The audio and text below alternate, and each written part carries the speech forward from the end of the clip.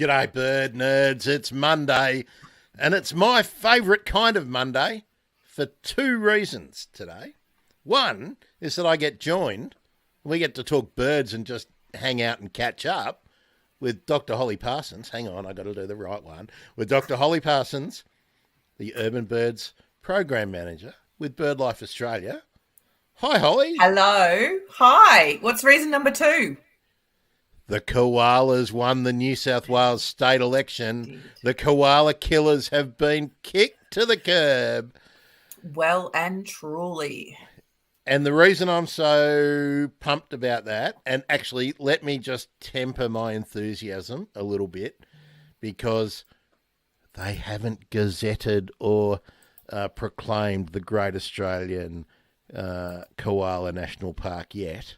When they do it, I will be leaping for joy.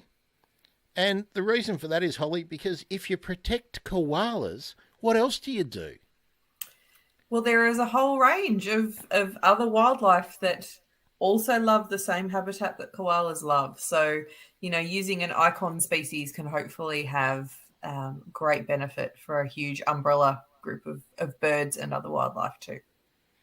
And let me give a shout out, I reckon, to the greatest conservation warrior in the last, I want to say 3 years in New South Wales, Friendly Geordies.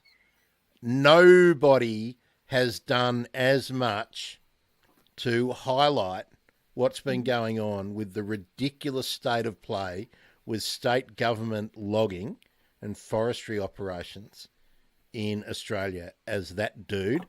And he might be a cheeky little bastard and he might get up some people's noses, but credit where credit is due. Nobody has put themselves on the line like Jordan Shanks has.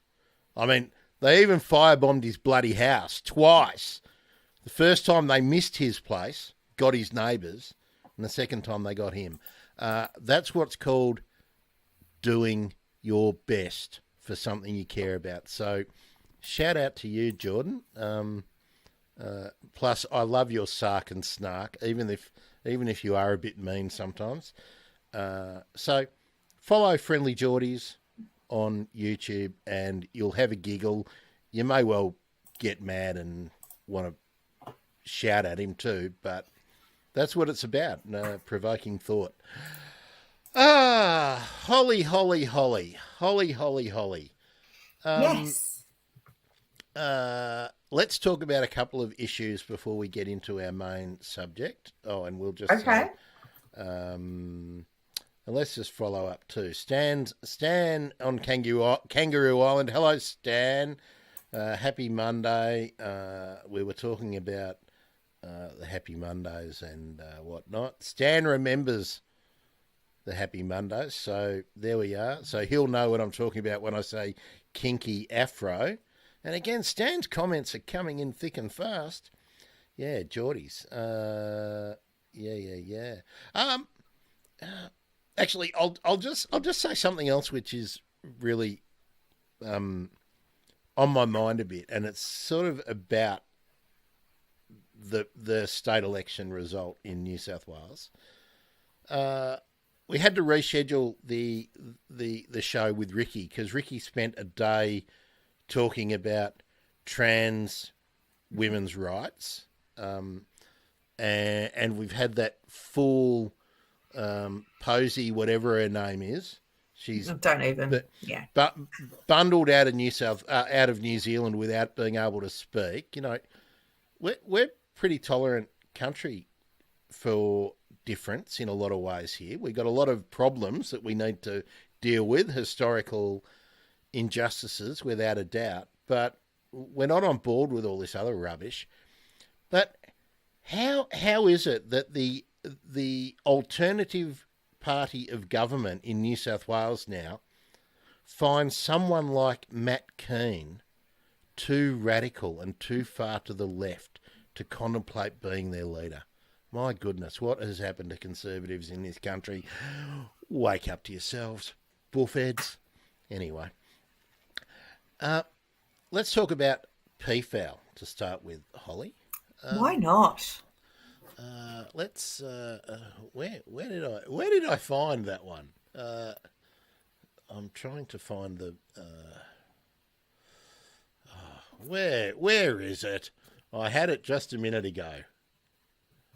No, that's. Oh, here we go. No, sorry everyone. Here we go. Here's the thread. Here's the thread. So let's go through the thread. Right, I'll share this one. Share this tab instead. Oh, my mouse is stuck. My mouse was stuck. Here it comes. There it is. There it is. So, I just made a comment here. Some residents of Barden didn't know the peacocks and peahens were a problem until they discovered they had been taken away. Some wild Brisbane peafowls captured on council orders, dividing a suburb. And of course, I said wild as in escaped, and I wanted to be deliberately provocative. Words mean things, right? So, wild Brisbane peafowls captured on council orders, dividing a suburb. And of course, Gerg does a lot of good work on Twitter. Don't know whether there might be some breeding happening in a few suburbs. Technically wild. So that wanted, and then people were coming in with all sorts of words. Feral, wild, escaped, invasives. How would you categorise that population if they're breeding in the wild? Holly? Oh, goodness. It's a really interesting one to work out where the line is drawn between escaped birds and when they become considered wild. And then wild in an urban context is probably very different to wild in a bushland natural habitat context. I would probably stick to the term introduced rather than any of those because I think it takes out some of the connotations that some of those other words can have. They are, it wouldn't surprise me to have a self-functioning, I guess you could say, population in some of these areas. It would be interesting to know how well supported they are by people, whether people are putting food out for them or whether they're just able to move through the urban landscape and sort of find their own somewhat natural food. But I think anytime you have any of these species that are able to sustain themselves, in a somewhat wild setting, you've got the potential to harm the natural population of birds or other wildlife. There's, that's a lot of peafowl. That's a lot of insects, seed, probably all sorts of bits and pieces that they are eating. That means native birds don't have access to that food. So there's potential for them to be a bit of a problem. But people have such a long history and such a love of them because they look pretty that I can see where there may be community pushback against that, because people value pretty things, and that's why we get things like community cats, people wanting to help and support cats in strays and feeding up populations, is because they see these animals and don't want them to struggle, but that's not addressing the root issue at all. And especially if you're doing one, like if you're allowing one kind of bird, then how do you be consistent with something like mallards in ornamental ponds, which then are a threat to to any other native duck in the Anas genus, right? Mm-hmm. Because Yep. it's why in so many countries they can't really even identify what their indigenous duck is anymore. Yep. It's a really tricky one because, you know, you can see you've got sort of people's values tied up in the species themselves. You've got the potential cost of removal versus potential harm. But if you leave removal too late, then potentially you've got a significant ecological problem rather than dealing with that issue before it emerges. And you're right, Grant, when you're in an urban setting, you know, you've got habitats that are so far removed from natural that you do have these sort of interactions with visible members of the bird community that maybe couldn't survive in natural environments or you know, don't need to because they're sort of supported by people, by, you know, putting food out and feeding the ducks and things as well. I can see Canberra has also had problems with peafowl too, and have introduced some attempts to control because they're concerned that they're going to be moving outside of sort of urban areas. Where I grew up as a kid, I lived in 3 or 4 houses in this town, but the first one where I grew up was maybe 2-3 kilometres from a farmhouse and a big ornamental dam, which was covered in lily pads and whatnot. And that farmer had peafowl, and they were so loud, and we were kilometres away. I can't imagine having them strutting around nearby, and there's sort of nothing. Well, from my point of view, there's nothing to love about that squawk. So, yeah. I don't know. It's also interesting. Sorry, Grant, that it's weighing up to, you know, the cost of controlling them before they become a problem, but also thinking about the bigger picture too. And, you know, while there may be some peafowl running around and there's complaints, and that's absolutely justified, but bigger picture, we still need to have that focus on, you know, urbanization and removal of trees and removal of habitat as well. So I can understand needing to deal with the peafowl issue, but while people are so up in arms about protecting the peafowl, they're forgetting about the really serious issues of tree loss, of domestic cats, of foxes, of all of those other big picture issues that urban landscapes are facing.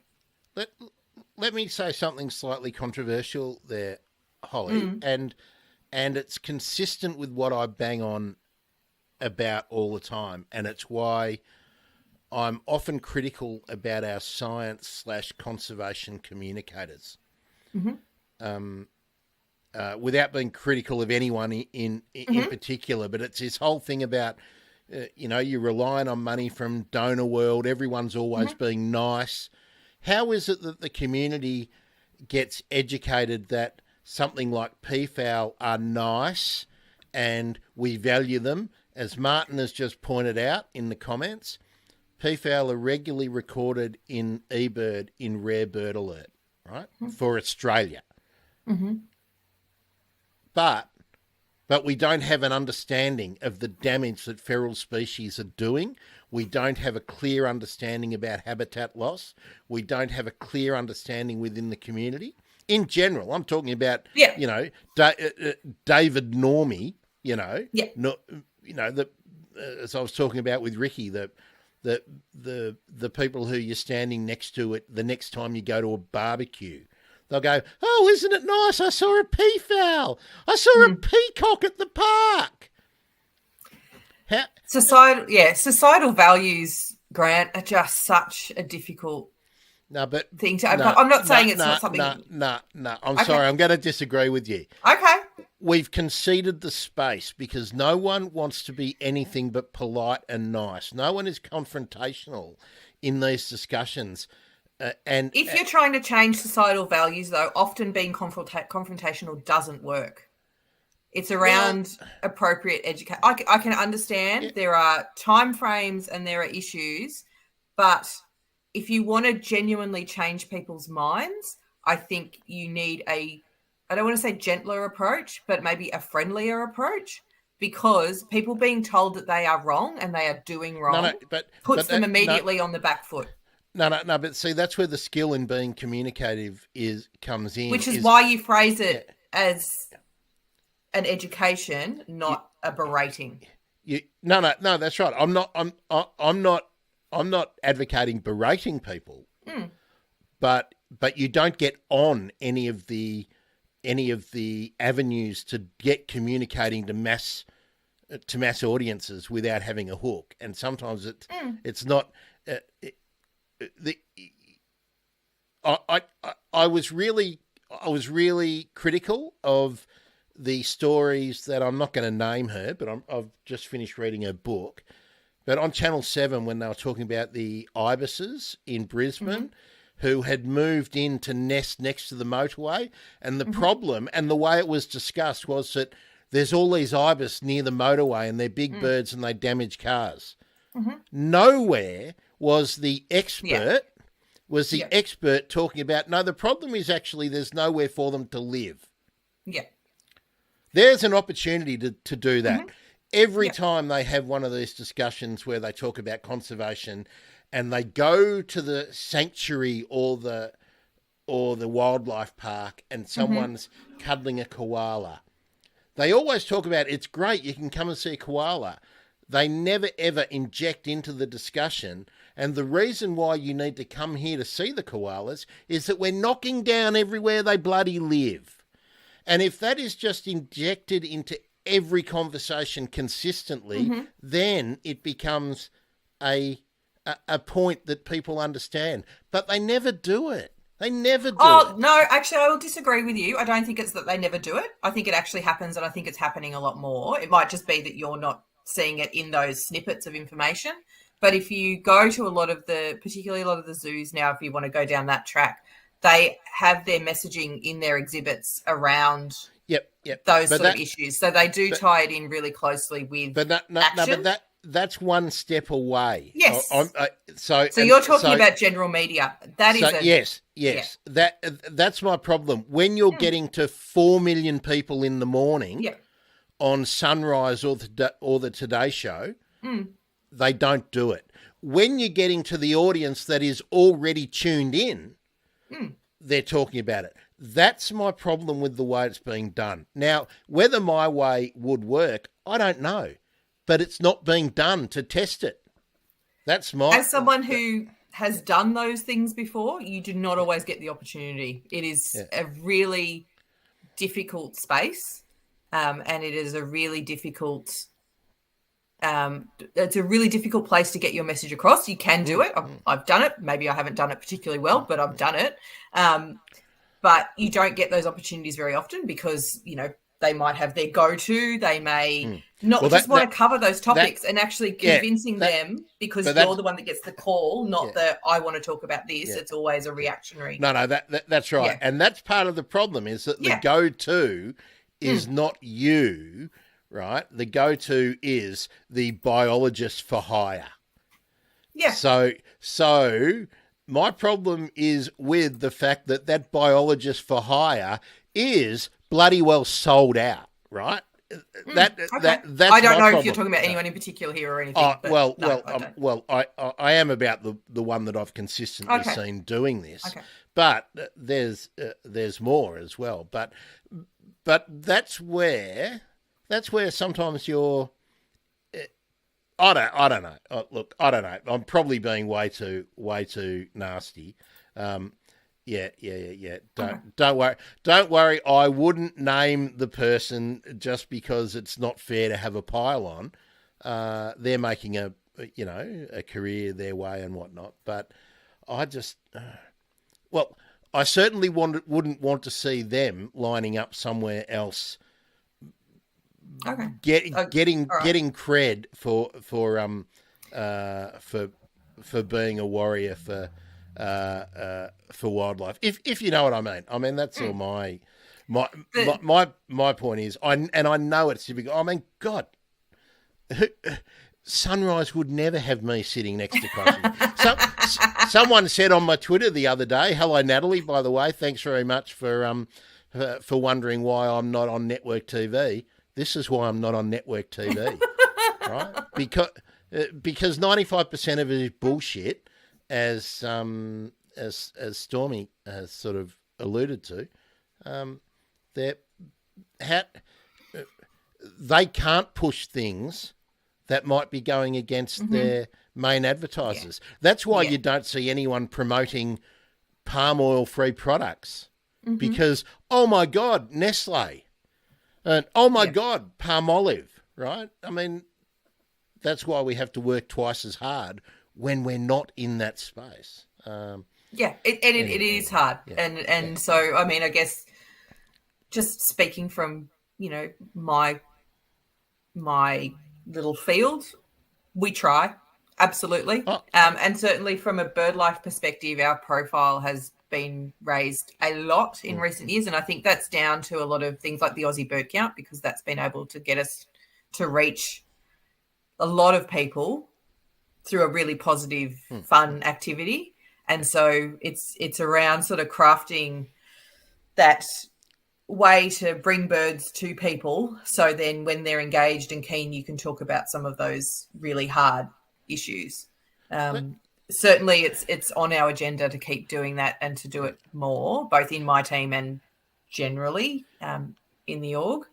One of the projects I'm most proud about is our Birds in Schools project, because that is around teaching kids, when they're young, about the value of birds and connecting them to the birds in their space. So we know research-wise, kids love birds when they're little. They drift away from a lot of this sort of stuff through their teenage years and through, into their 20s, and then they come back around. And so it's about making sure we can get in at that early stage to hopefully keep things going, or if they get distracted by hormones and school and, early career, they come back as well. So it's a really challenging thing is to get into that mainstream and make a difference. And it's hard work. And it's one of the reasons why I absolutely love what Millie's doing. Wing threads, flight around Australia for shorebirds, because she's going to school. She's already been to 66. Yeah. She's going to at least 45 more. Yeah. Maybe heaps more. And she's not only getting to the kids, and I remember my sort of introduction to wildlife was, one, I had uncles who were involved in it. One of my uncles was big in the Gould League when I was a kid.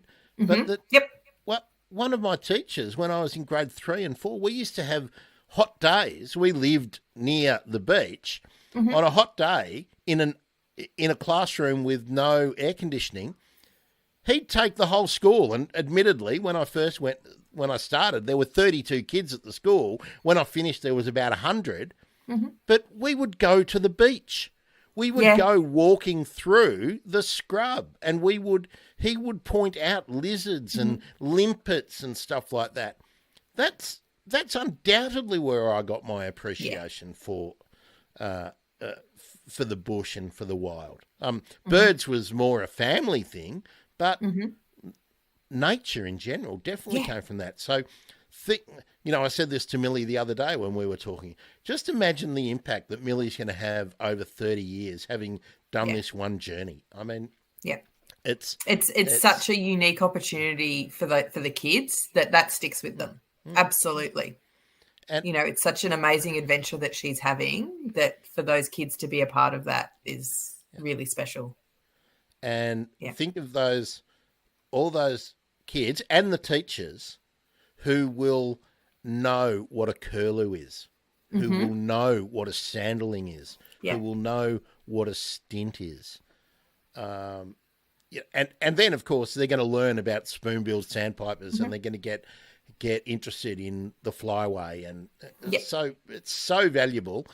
And and look, I don't mean to be, I certainly mean to be provocative, and I want to prod people to do stuff, but I never blame someone like you, Holly, because Sunrise isn't ringing you up, right? No. Right. What they're going to do is ring up someone tame. That's what they do in my view. So anyway, we're going to talk about one of the other subjects that came up in discussion, and again, good old Twitter. This was a story I saw on Twitter, but this got a lot of people up in arms, and plenty of comment from all over the country. Let me just... Here we go. Let me get this one up. Now this one... now, it's really really good when you read the different ones and who's the headlines. Yeah. So this is from an account with the Eureka flag as its icon. This even made news in New York. Launceston man shoots 350 kookaburras in rural Tasmania. Fined $5,000 for wrong firearm license. FFS for sake. Right? Here's another one. The Daily Mail. Farmer shoots dead 350 kookaburras after they invaded his rural property. Another one, basically the same take, and then we've got all the people, and this is why it was controversial for me. This is so vile and wrong. Man shoots 350 kookaburras on his property, and it's legal. Man culls 350 kookaburras with silenced rifle because they were impacting native wildlife. Now, he got fined because of the kind of rifle he was using, right? Yeah. Not for shooting the kookaburras. So much discussion about this, Holly. Now let's talk about kookaburras in Tasmania. Yes, they are not native to Tassie, or at least they haven't been for a very long time, since Tassie would have been joined to the mainland. So it means that I believe in Tas they're declared a pest species, which means that they can be culled. And I think that is a really, really difficult concept for a lot of people to grasp, because they're a native bird. They're our iconic, like they are the Australian bird. Really, if you ask sort of general population, that's the bird that they would probably identify easiest. So it is really hard to understand why, in some cases, culling might be necessary. Not to say I don't know the particular situation here to know. But if he's got 350 kookaburras on his property, it's a lot of kookaburras. That's a lot of kookaburras for a species that is territorial, and generally occurs in sort of small family groups. That's a lot of birds. So that means every time he takes a group out, another one moves straight in. Another group's coming in. Yeah. And I'm thinking, Holly, we probably do not have the research about how many small birds a group of kookaburras kills, but I would reckon a family of kookaburras in a place where they should not be is probably a bit equivalent of 5 or 6 cats. So quite possibly. It's hard to know. I mean, we don't know exactly, but I reckon that would be probably a pretty good guess. Yeah. Yeah, but what we do know is that you are introducing a carnivorous top-order predator into a space that it hasn't occupied before, same as Southwest WA as well, where it's introduced there as well. Was brought into WA, I think, to control snakes, and we all know how well it goes when you bring in something introduced into an area to control something else. Always works really well. So, when you're bringing a top order predator in that eats a lot of other things, that is then going to compete with the other predatory species for that food. These birds are also, then you throw into the mix that they're a hollow nesting species, so they're going to be competing for hollows amongst the other hollow nesting birds and other wildlife. You've got a really good competitor that is going to disrupt the ecosystem. And that's what seems to be happening. Absolutely. Now, I'm going to remove that for a minute. Got two pieces of news I've just had a look at. The government and the Greens have come to an an agreement over the safeguard mechanism. There still will be new coal and gas, but it is now unlimited, not unlimited in the offsets. There is now a ceiling. Okay, so it's limited about what new development can take place. So there's not much details yet, but that's just come out. The other one is that the Victorian Liberal Party didn't expel Moira Deeming about being a transphobe. They've suspended her for 6 months. They're so brave. Oh. They're so brave. Good on them. All right, that's enough of that. Holly, I know you wanted to talk about some research and some new some developments with someone. I'm going to tell people that they should be following someone on Twitter. Who are we following on Twitter? Here we are. Carly. Dr. Carly Campbell. I am horrified. 113 followers. Now, bird nerds, I insist that you go to @echo_Carly, ECO_Carly, and follow her now. Okay? Lovely profile photo up there, or banner, featuring noisy miners hassling a kookaburra. Yep. So that's great. Carly's a quantitative ecologist and conservation scientist, and she's done a lot of work with friend of the show, friend of yours, Holly, Daryl Jones. Yes. About urban birds in Brisbane. That's right. She's put out. Where's the latest publication? Here we go. Let's share that tab. Biological conservation, big changes in backyard birds, an analysis of long-term changes in bird communities in Australia's populous urban regions, co-authored with Daryl. Yes. What do you want to talk about, Holly? Oh, I think it's a really, really interesting paper, and I'd suggest everybody take a look at it. It's freely available, so it's not one behind a paywall, which is fantastic. So Carly Campbell has just submitted her PhD a few months ago, so she's just waiting for all the results to come back from that work. But she did some really, really interesting research overall. We probably should get her on. It's my fault for not being organised this time around. I asked her last time. I asked her. She was writing up the PhD. She was writing up. She has submitted. Yeah. So she was busy.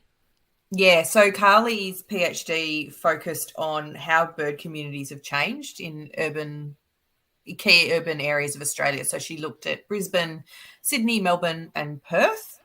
And so this is kind of the biggest publication so far that's come out on her work. Co-authored or co-supervised as well by Monica Owasti, who used to be my other half on the Urban Bird Program. She and I were sort of co-managers. And so Monica was one of her supervisors. Basically, the research has looked at all the historical data out there from our Birds in Backyard surveys, other Birdlife Australia surveys, eBird, to document how bird communities have shifted in these cities over the past 50 or 60 years. So she's been able to look at some really good historical data to document the way bird communities have changed. And so, interestingly enough, we've seen species like the kookaburra in a couple of key cities actually showing a decline. So you get these increases in places like Tassie where they're becoming a problem. Yet Brisbane and Melbourne in particular have seen quite dramatic shifts and declines of kookaburra populations. So no kangaroos. No kangaroos. No, there no are no kangaroos recorded in this survey. It's really interesting. That was a really interesting discovery. Yes, there are no kangaroos in my local park, but I also don't have kookaburras near me. So yeah, and so it that follows with some other work, some other analysis of Birdlife Australia data, and even Aussie backyard bird count data that had showed a similar sort of decline for things like kookaburras. So it's really interesting to see that shift, that they're doing really well in some places, but in their natural range, they're sort of starting to struggle. And so that brings in ideas of, what is driving that decline? Is it loss of hollow-bearing trees? Is it the opening up of the landscape? Tassie is still very, very densely covered and possibly drying out a bit into more of a sort of a woodland area environment in a lot of places. So that could be why kookaburras are doing particularly well there as well. But there's a whole range of species that are changing in different cities.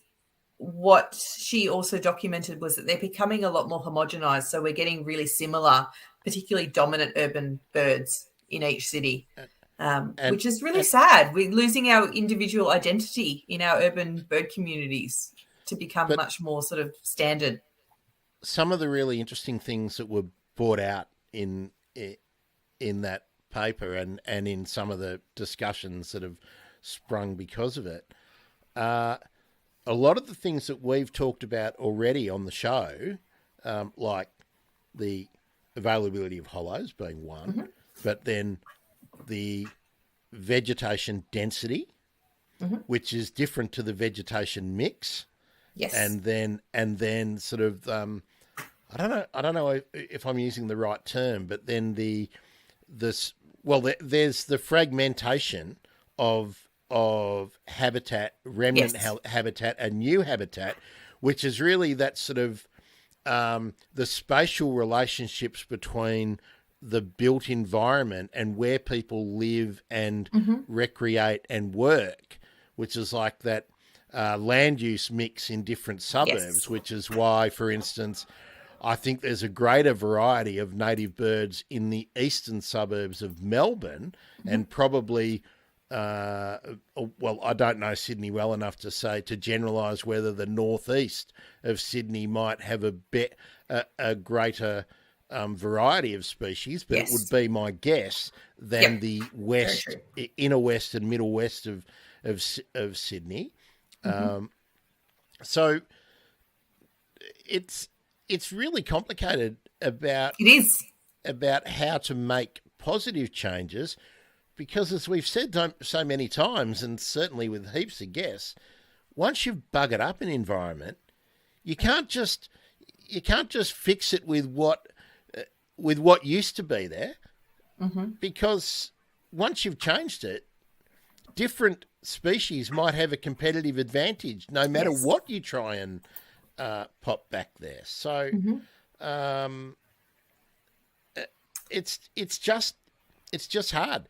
I'm really glad that this research has been happening because it certainly didn't happen in the 70s and 80s and 90s. So then people were making ill-informed statements like I always did, Holly, about which birds are becoming more common.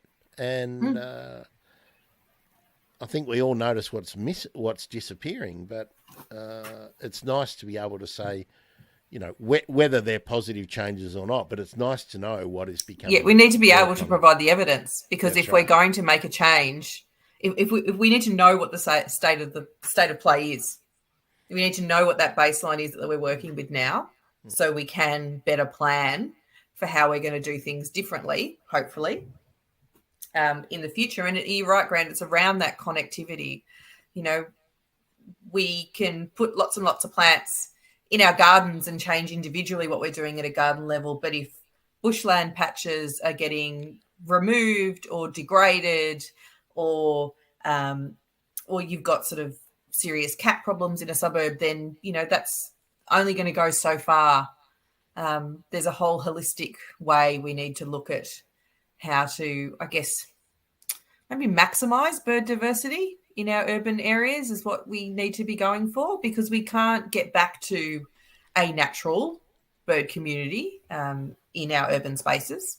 That's just not possible. But you can certainly aim to get a range of different species in there, and sort of decrease that homogenization of just, a few really, really hyper abundant guys and nothing else. And Holly, as you can see, I've got my horticulture hat on. Mm-hmm. It's impossible to separate a discussion of bird diversity from vegetation diversity and the planning of the vegetation, and linked to that hard landscape. So it's there is no easy solution. And it's another reason why I sometimes get grumpy when I see there's a $3,000 grant for something, and it really needs to be $100,000 grant that is the entirety, the great scope of the treatment, the design, the treatment, the implementation, and then the monitoring. And we rarely ever, I mean, none of the funding bodies seem to have that available. And that's part of the reason why we just need to always be banging on to government about doing things properly. Yeah. Story of my life, Grant. It's such a complex place to work. And I think it can sometimes probably be seen as a really easy place because you don't have to go anywhere. You just pop outside. But it's hard work, and there's not a lot of funding around, especially not for that baseline monitoring stuff that just isn't sexy enough. I think a lot of the times, but it's so crucial. And dear listener, dear watcher, dear viewer, dear participant. Oh, hello, Riot Squad too. I can see more than usual here, so that's great. The responsibility is not only on Holly and Sean Dooley and everyone else that you know in the space. The responsibility is yours as well. If you care, you need to pressure your council, your state government, your federal government, anybody you think has some influence. Because if you don't shut up about it, people will start to take notice. Be nicer than I am. I will certainly take that on board. I'm far more likely to be far from friendly to a lot of people if I think they're, dragging their heels, because most of them I think are probably dragging their knuckles as well when it comes to environmental issues. But once you can, I don't think you need to convince everyone. I think you just need to make everyone not just aware of the problem, but aware of the complexity and the possible solutions. Then you can get something happening. I mean, I don't know. And I think too, controversially, not everybody loves birds. That's right. But a healthy bird community and a healthy urban environment is tied into our health as well. And so sometimes it might not be birds that are the argument that you use. It is around how increasing canopy cover is going to make cooler spaces for us, which is going to decrease, threats of heat stroke and other issues during a heat wave. How having access to a lovely public park to exercise in is going to give physical benefits as well as mental health benefits for people. And so how we don't always necessarily have to use birds. We want birds to have a good outcome. And from my perspective, I'm always looking at, how to tie in that work with what is going to be good for birds as the ultimate outcome. But, we can afford to be a bit selfish too and sell this stuff on the basis that it benefits us as well. For sure. No doubt. No doubt. I just want to pop up another one of Carly's tweets, which I love this one. Yeah. This made me very happy. So, and this is only from March 7, Mm-hmm. after much shrub planting in what was a very dry and sparse garden when we got it. We're finally seeing some tiny visitors. My goal has been to welcome small birds like these superb fairy wrens to the garden, so I'm celebrating this little 10 to 14 centimetres victory. Hashtag urban biodiversity, which is one of my favourite hashtags. So no matter where you live, you can make a difference by doing planting. Absolutely. I should note, Stan, who's part of the Riot Squad in the chat, Stan and I will be doing next month a deep dive about his garden. So I've got some suggestions about what he can add to his garden on Kangaroo Island. And then hopefully with his channel and my channel, we'll be talking about it, how it goes, what comes in. You know, we have to get a yard list going, I guess. But Holly, you've got a question there. I do. So, would leaving some native habitat and veg in developments instead of total clearing make a difference? Absolutely. And in some cases, there is veg that gets left, but it's not enough. Yeah. So a lot of the time, there are certain criteria. It could be just like the big tree with hollows or something gets to leave, but everything else goes, which means... Or the big tree with hollows gets removed because it's a danger. But Martin, I might just prod Holly a bit on that because it's totally in line with what we've been talking about. If you've got development A, which is here, and they leave the tiny little bit of land here, and development B is over here, and they've left their tiny little bit of land, which is, where are we? Over here. How do wrens and thornbills from here get over here?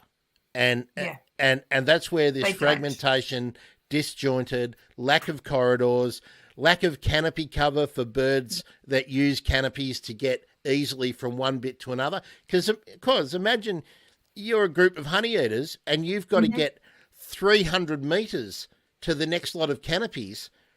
There's probably a hobby or a falcon or a sparrowhawk going, oh, it just becomes the local McDonald's, you know. So, and of course, once those birds are eradicated, the prey birds, they're gone. They're not coming back because it's not suitable, which is why where I live, there's only a handful of honey eaters. There's no wrens. I haven't seen thornbills here for years. I don't hear pardalotes. I've got a couple of species of honey eaters. I've got wattlebirds, but I don't even have little wattlebirds where I live. I have to go round to some densely planted gardens to find little wattlebirds. Yeah. So the answer's pretty clear. And it's the same whether we're talking about forests or whether we're talking about new housing developments, or even when you've traded up from your small unit and you've bought a place with an established garden. Stop cutting shit down. It really is that simple at the beginning. Then you've got to manage what you have. So you might take away some species and replace them to make it more difficult for pests or feral birds or whatever. But starting from scratch is usually the worst thing you can do, is clearing everything out, even in a little garden.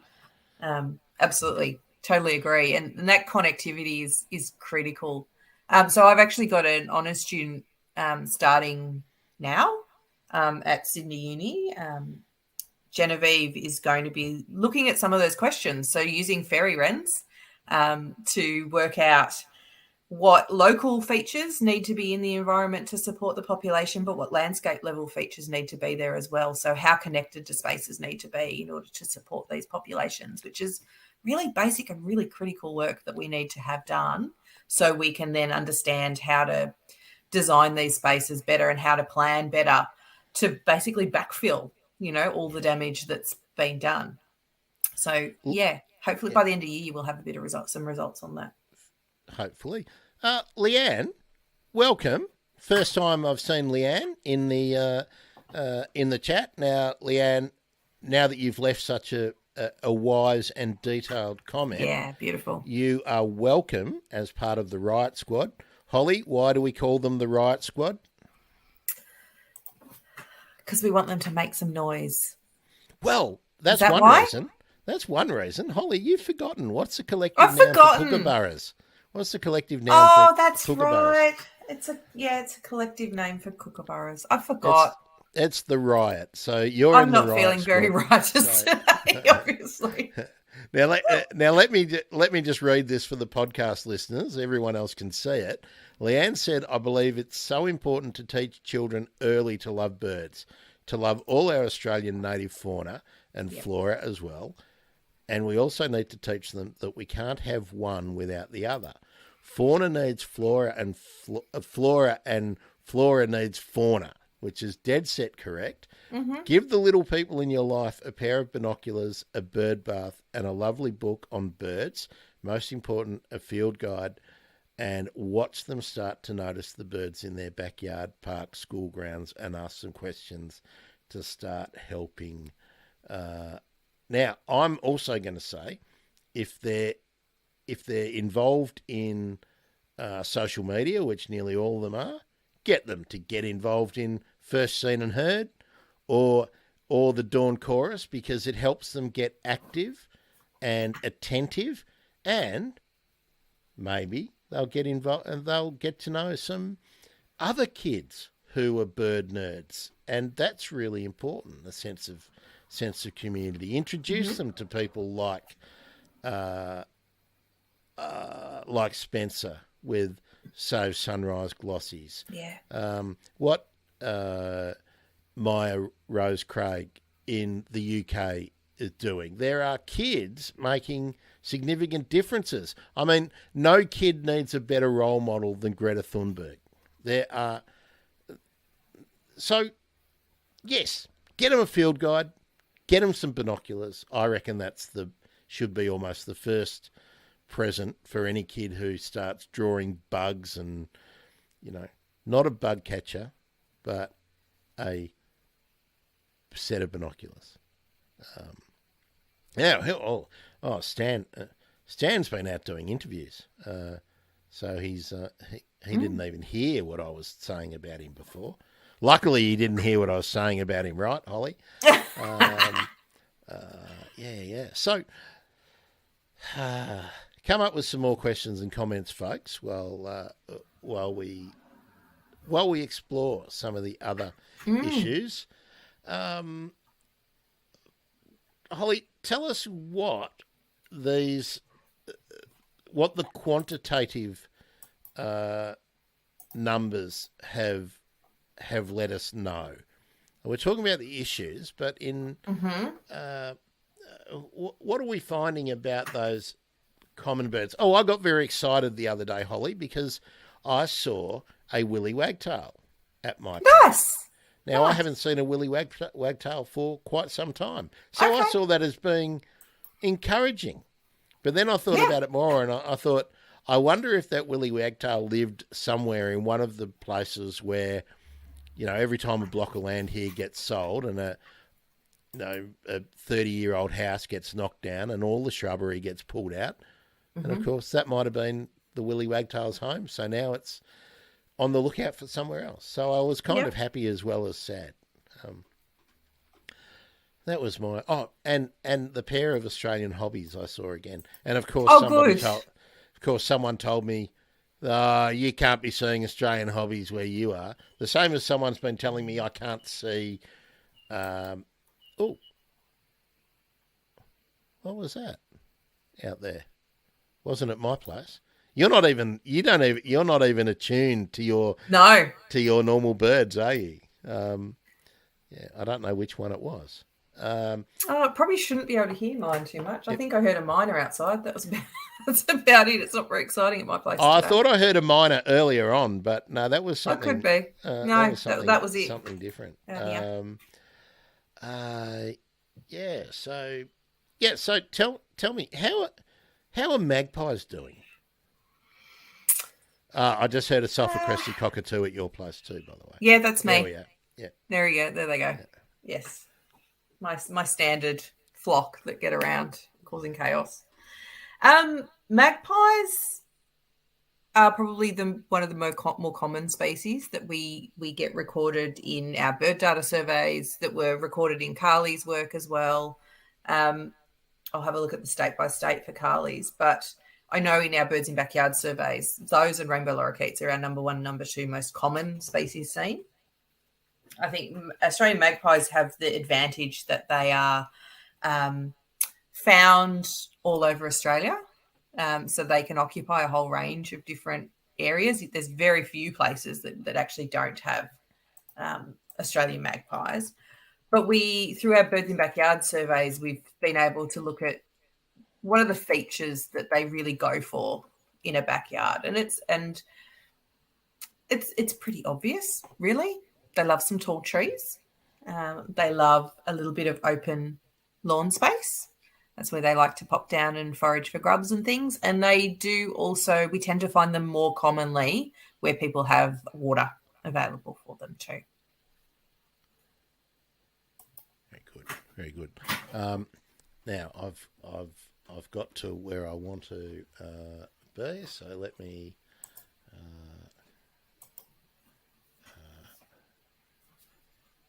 Yeah. All right. Magpies, Holly. Magpies. This was actually yesterday morning, but I just posted it. I just posted it today. Oh, are we getting? Why aren't we? I haven't got sound. No, it's not giving me the sound. That's annoying. Why not?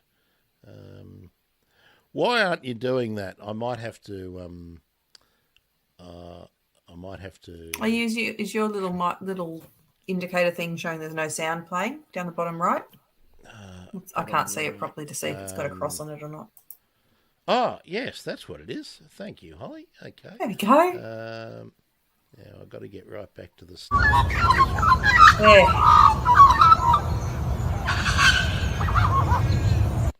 Now that's that. I need it to restart. So I'll reload that page because you missed the best bit. Okay. That's the aftermath. So let's go. Here we go. 4. All right.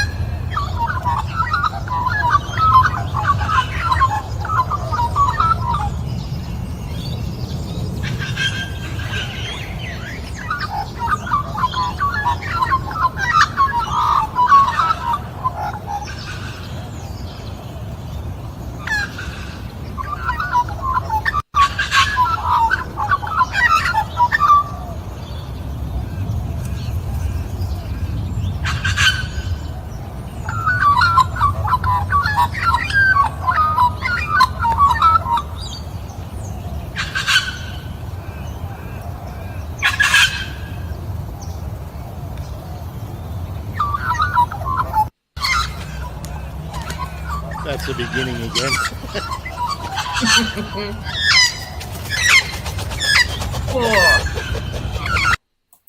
So that's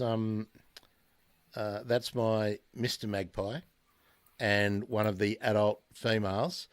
Now I can't tell the two adult females apart. But Okay. remember the story. My my male died, and it looked like another male was there within 2 days, and had brought another adult female with him. Yep. So now the wars are starting, and I'm not sure. If that's the start. I haven't seen another blue, but that's the first time I'd seen. Yeah, that's a the adult territorial. male. Yeah. But we have had, and this perplexed me. Tell me if you've seen this before. Okay. I've got the male and two adult females here with one young magpie remaining. Yep. They did start with 3 young, 2 gone. So I presume they've died. Okay. But in recent times, the 4 that we have here have been being joined by 4 or 5 other magpies, and they've been like hanging out in the top of the trees. But then the other ones have moved off. But I've been seeing this for about 3 weeks, that frequently the others have been coming in and then moving off, but no sign of a battle. Okay. So, and for me, that's unusual. We usually see them chasing each other off and whatnot. Here they seem to be hanging out, exchanging pleasantries, and then the others move away. Yeah. We're not in breeding season now, though. So some birds are sometimes a little bit more relaxed and tolerant outside of that sort of hormone surge and breeding. So that could be what's going on in terms of those sort of neighbours being relatively friendly. I would think by June, maybe start of July, all bets will be off in terms of those territory boundaries then. But I'm being a little bit more tolerant at the moment's, not uncommon with some birds. As for that was a pretty vicious fight. He's obviously taken a dislike. It could be that he wants one female and doesn't want another in the space and is trying to see her off. Just a few minutes after that, because I was recording all my first seen and heard, so when I was walking back inside, all 4 of them sitting quite happily, just... good. Whatever it was forgiven and okay. I can't remember where I posted my cacophony. I think it was on Twitter today. I'll just have a look. The lorikeets, the minute that it went, that we got a bit of misty rain this morning. Yep. The lorikeets all started having a bath. A bath, yeah. I just want to find it if I can. Where did I put my cacophony? I'm sure I did my cacophony on Twitter this morning. Yes, here we go. So I will share that. I'll put the. Let's get it back to the start. I've got the right thing clicked, Holly. Okay. I've even got it full screen, so I can share that again. So this is what it sounded like. Let me just get that volume up too. And I've got the trees in question. So this is taken from where I usually sit and do my... so hang on. Have we got that? I got that shared? Yes. Share this tab instead. That would be better. Then we don't have to look at the one we've already done. There we are. Let's go.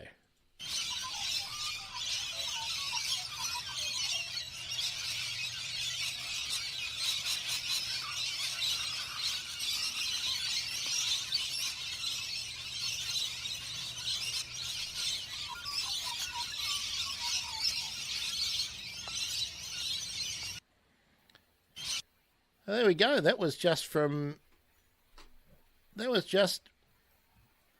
2 trees. Wow. They'd come That's from a everywhere. lot of lorikeets. That was. And as soon as it started, it started to lightly rain. So that's what I figure they were doing, having a bath. Yeah. I did get some unusual shots, but then they won't be good enough to share here. I'll try and doctor them up and share them later on. But a pair of crested pigeons on the power lines, and they were popping up a wing each. Oh, nice! As it started raining, just getting some water and then doing the showering flipping. a bit. Yeah. Which again I hadn't seen up on a perch. I've seen them on the ground doing that, but yeah. Oh, lovely. You just never ever should stop being surprised by No. what you see. No, absolutely not. And that's, that's what I love about urban spaces, is that there is always something to see. And so, I mean, I'm quite guilty sometimes going, oh, bloody rainbow lorikeets, okay. But taking the opportunity to see them do some, slightly unusual behaviour, or, just, enjoying a bit of rain is just lovely. Yeah, bloody fantastic. Let me just, I've got to toot my own horn a bit here. Okay. Now, every morning a couple of people are always joining in with First Seen and Heard. Hashtag First Seen and Heard. Deb, who is down in South Gippsland, joins in every morning, and she takes a shot pretty much. Or actually, she posts a picture that she already has generally of some of the birds she's talking about. So this morning she had the superb fairy wren and first heard little wattlebird. So that's a nice combo, and that is a beautiful photo. It is. Amazing. So I just want to encourage you to join in. Let's have a look at the thread for First Seen and Heard. So there's Deb. Bronwyn Fredericks joins in from Brisbane. So there we are. She had, what was that one? Noisy Miner and lorikeets. Oh, that? Okay. Yeah, there we are. I'll have to let Bronwyn know that that's not the noisy miner, it's the noisy miner. Yep. There we go. Was that Deb? I'm guessing that might have been Deb. Yeah, that was Deb from the other day. Beautiful. Charlie Bingham from the UK. Fantastic. Nice. I've been hoping Charlie would join in. So Charlie's in Norfolk in the UK, and in the UK, I think Charlie and someone else were starting First Bird of My Day, and I just messaged Charlie and said, how about you add my hashtag as well, because it's essentially the same thing. So yeah, there we go. She's got the English robin. Actually, let's get the sound up on that one. Can you hear that? Just, yes.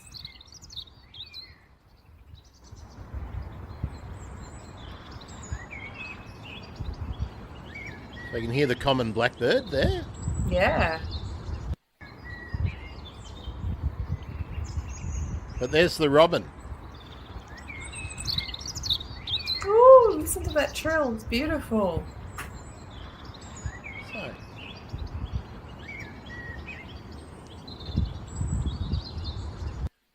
So good on you, Charlie. That one had actually got past me. So let me heart that and retweet it. I try and retweet everyone who joins in on the hashtag. Unfortunately, most of the time, you're going to get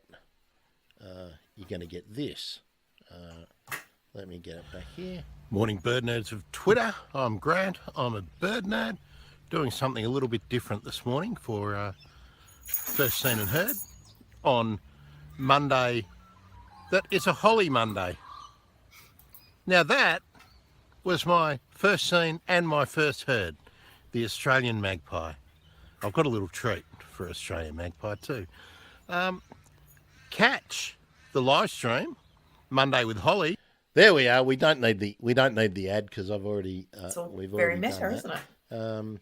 There we are. Yeah, but yeah. So that's how hard it is to be involved. You have to have as much talent as being able to point your camera at your head, or if you don't want to do that, you just can point it at the noise. And if you have a video, that's great because then people can actually experience Sure. The sounds rather than just having a descriptive. So, yes, please do join in on First Seen and Heard. Why I love it is it teaches you to be attentive to what's going on. And as I'm doing it every day, I'm noticing the changes that Excellent. That are happening. So let me get rid of that now. What else is happening in Birdlife world, Holly? Oh, goodness. What isn't happening? There's lots and lots going on, as there always is. We're gearing up in the urban team to do a month-long How to Help Birds in Urban Spaces series for April. So every day we're going to post a new tip to our social media. So at Birds in Backyards on Instagram. Please tag me in so that I can share. I will. Holly. I will. Absolutely. And in our Birds in Backyards Facebook group. So we're just working out all the text now. So it's 30 days of bird tips and important facts for conserving urban birds will be coming along. So that's exciting. I'm looking forward to it. I keep thinking that I should get you in to do something like I do with one of the other podcasts I do where we have a top tip. We have a top tip. And I always throw, so Marina, it's time for your top tip. So I can go, top tip of the day. So Holly, what's your top tip? Put a plant in the ground. That's my tip. I've actually got something. I've got one, which has just come to mind after interviewing, excuse me, Michelle Villa again, because that's going to be probably the next episode of the Bird Emergency coming out. Avian influenza. Interesting. Wash your bird feeders and your water receptacles. Yes. It's far more important than when we've talked about it in times before. Yeah. We do not have the nasty strains of avian influenza in Australia yet, or in New Zealand, or in several other nations adjacent. It'd be nice to keep it that way. So, good one. So because migrating birds could easily be visiting open space gardens in caravan parks on the shores of northern Australia coastlines. So keep them clean. Absolutely. And I guess the other thing that we've got going on, if people want to, is they can do a Birds in Backyard survey. Our autumn surveys are open now, so people can watch in their space for 20 minutes, tell us a little bit about their gardens, which then helps us give information, like I talked about before, about what magpies need in a garden. It's a nice little fun way to, once every season, keep an eye on what's going on your birds in your garden and letting us know. And if you're like me and you are a unit dweller and you don't have a garden per se, you can do it in a local open space, can't you? Yes. Absolutely. Yes. Now, are they different than doing a normal bird data survey, Holly? Does the data end up in the same place? It all ends up in the same place. It all gets used. So, for example, if we're doing some work in urban on what's happening in urban birds, we will be looking at all the data. So you can do a general bird data survey if you are out in a patch of bush. And then if you are in your garden or on your balcony or wherever that might be, you can do the Birds in Backyard survey, which just has that extra bit of info on garden features. So it just gives us a little bit more detail on what's going on in private spaces around Australia. And the reason that collecting the data and putting it into a repository that is available for people to use is why, Holly? Because we learn about what's going on, and we can't act for birds if we don't know what the situation is. And so, Carly Campbell's paper is an excellent example of how we've been able to understand the big trends in urban birds over 60 years because people send data in, and we need to keep that going. That's right. So qualitative, longitudinal, quantitative data leads to good management decisions and identification of trends. So that's right. So you don't need to be a scientist to put stuff into your mobile phone. Not at all. So the Birds in Backyards surveys have got a bird list. So if you don't know the names of all your birds, when you click in the little tab, it'll give you a list of the birds that are in your area with a picture to help you out. And no matter where you live in the world, if you're watching this and you're somewhere else, India, New Zealand, UK, US, I haven't found, Canada, I'm sure just about everywhere that has a bird organisation is doing similar types of surveys.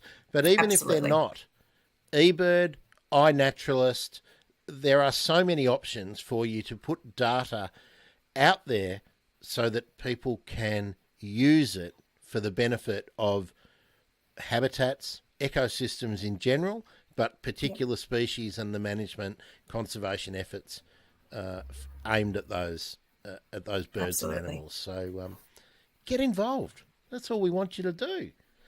Absolutely. Holly, I don't know if this was a thing last time we spoke, but I've now got a membership tier on Buy Me a Coffee. I'm just about to launch, probably tomorrow, Patreon, and a new thing called Liberapay, which is like it's a donation platform, but it's cool. But it's not Patreon, and you don't have to lock into something continual, and you don't have to use PayPal. So if you're not a fan of those PayPal dudes, there's other ways to do it. So yeah, and I might be trying to raise some money shortly, because if anyone listened to Millie and I having our update chat about wing threats, I might be being Millie's ground crew for Cairns to Darwin. So exciting. If that happens, I'll probably need a bit of money for fares or something. Yeah. Millie smashed her target for the. I saw that was so exciting. Fantastic effort. So that's great. She's got enough money to get all the way around and talk to heaps and heaps more people about shorebirds and the amazing migration journey they undertake. Feel free to help out. I can guarantee that any money that is sent to thebirdemergency.com/coffee will be used in the pursuit of furthering the message. And it may well be that I'll actually send those links to a crowdfunding campaign to raise, I don't know, $600-700 to cover fares. So if awesome. you're interested in helping out, let me know through any of the socials. birdemergency.com/live links to everything you need, and all these shows, the ones coming up and the ones that have been, like Ricky Coughlin. Fantastic response, I've got to say, to our Thornbills. Awesome. One, and bit of a punt sometimes when you think how are people going to take it and whatnot. Yeah, it's good. So yeah, and that's great. Anything else, Holly, before we wrap up? Geez, we've been going. You've got last chance for questions and comments, gang. No, just keep following on social media for our April activities. I've said it out loud now, so we've got to do it. And, I'm looking forward to it. Do a survey. That's about it. Keep the pressure on everyone for stuff to happen. Exactly. A slight win with the safety safety guarantee mechanism, so that's good. Holly, I did want to ask you. I went to a online seminar last week run by Lighter Footprints, which is a Melbourne group, featuring Dr. Kate Dooley. Oh. Do you know about the land gap? No, tell me more. Kate and her team out of Melbourne University have analysed all the climate promises, the climate carbon reduction promises, based on vegetation. Right? Mm-hmm. So based on tree planting and changing to different crops and everything. Now, there is not enough land available in the world to fulfil those pledges. There is simply not enough land suitable for changing the methods of farming and growing vegetation or tree planting And tree planting for forestry or agroforestry doesn't work because once you cut the tree down, the carbon gets released. Yes. In various forms. It's no longer being removed. Yeah. So we've all been sold a lie. Landgap.org is where you can read the report for yourself, and I'll be inviting Kate Dooley to come on and explain it, and of course I'll be reinterpreting what she says in a non-scientist way, just to drive the point home. There is no solution there is no solution that enables continual development. It doesn't matter which way you slice it. There is no way to plant enough trees, and unfortunately, most of the NGOs and all the people who are well-intentioned, who are pushing these programs and projects as a method to save us, are unfortunately misguided. It's not possible without absolutely stopping what we are doing now, not by 2050. It's got to happen before 2030 for us to have any chance. So please be an activist, even if it makes you uncomfortable. We have to do it, or else we just have to... those apocalypse movies will not be fantasies. They'll be documentaries, or they'll actually be how-to guides, how to survive in 2036. Anyway, there we are, Holly. Love your work. I'm going to go and read that report. I've just looked it up. Wow. Yeah. I'll send you the link to the seminar I went to. It was eye-opening. I had heard about it, but and I think a lot of people have sort of heard about these things, but the situation's far more dire than anyone is letting us understand, because it's scary and nobody wants to scare the voters. Don't panic the horses. Anyway, thanks everyone. Thebirdemergency.com/coffee, birdsinbackyards.net, and of course, Holly, what's your Twitter? At Urban Birds Oz is our Birds in Backyards or Urban Bird Twitter, or at Backyard Birdo is my own personal one. And of course, if you're following me on Twitter, at Bird Emergency, you'll see me always tagging, sharing, linking everyone I possibly can. What did I say about Carly? Here we go. Carly is at @echo_Carly. And, well, none of you have gone over and followed her since I last mentioned it. Let me just refresh. I may stand corrected. Waiting. No. So, and I might say that, Mon, by the way, Mon, you're forgiven. You'll be watching the replay again, Holly. Mon, it's okay. You can be late. You got things to do. Absolutely. Mon, if you want to earn a gold star, please go to Twitter right now, and follow Dr. Carly Campbell at @echo_Carly, Carly with a Y. And if you do that, you will get an elephant stamp. Stan, you too, okay? Although I never see Stan on Twitter. I don't think Stan's twittering these days. thebirdemergency.com/coffee, and I will annoy you all with crowdfunding or joining or whatever support or whatever I decide to tag it. The latest episode. Oh, yes. No, I do have some news for you, Holly. Okay. But the latest episode has actually been the update with Millie. So if you want to catch up with Millie Formby and Wing Threads, that's the last podcast episode in the feed. But Holly, I got to tell you, and this is also Chris. Hello, Chris on Facebook. He gave me a comment saying, when are you going to get back to bird stuff, Grant? Because we've been doing issues more than individual birds. And I explained to Chris that, well, since COVID, since the restrictions are gone, we're all back to normal.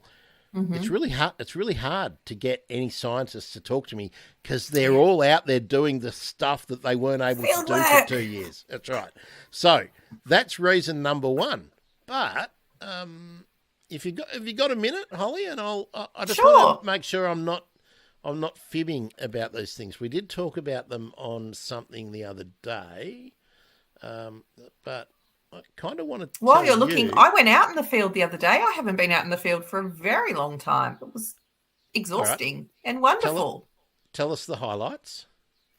Highlights were that despite pulling about 12 leeches off my shoes, I didn't actually get a leech on me. So that was a highlight for me because I was sure I was coming home to a boot full of blood.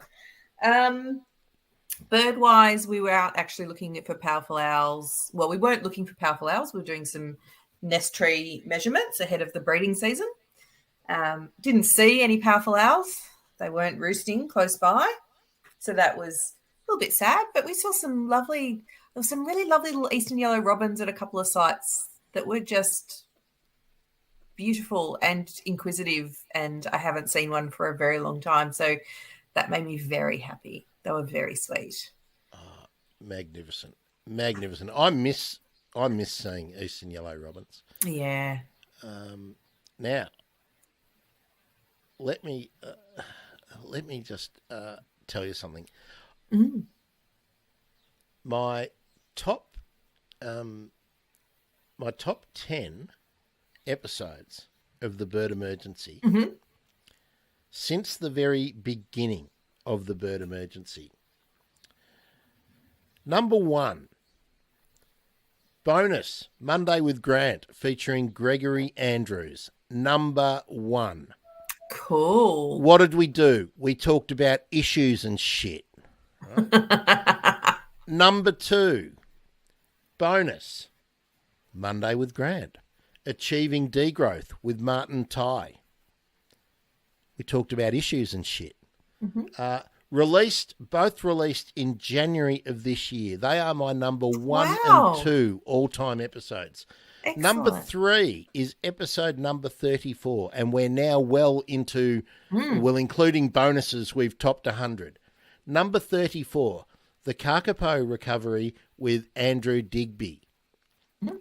About 2/3 of the number of Gregory Andrews. Okay. And that was released in 2021. Number 4, Bird Strike in Asia and the Evolution of Pitters with David Tan. Released almost 12 months ago. Has about half. So it's number 4, and it has about half of the listeners in a year longer than my episode with Martin Ty. Coming in at number 5, episode 84. So this is how much the show has grown in this short period of time. Is episode 84, and I'm only and this is for people like you, Chris. The ones with numbers are like my bird nerd episodes. Wing Threads Flight Around Australia for Shorebirds update with Millie Formby. So that's about a week. It's number 4. No, number 5. Number 6. One of my favourite people in the absolute world, Catherine Young and the 40 Spotted Pardalote. Episode number 9. Released in September 2020.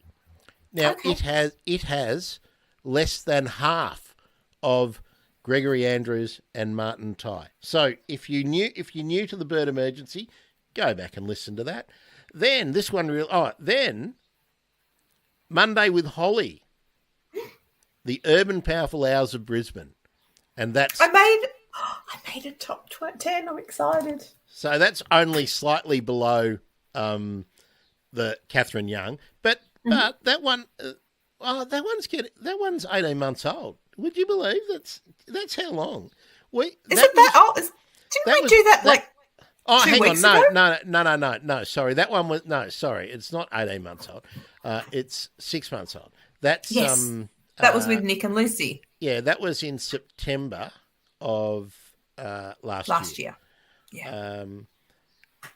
Then the next one is a real bird nerd one. The Aotearoa, or New Zealand Southern Dotterel. Mm-hmm. Now, that was released in, June, July, the end of July, the 30th of July, 2022.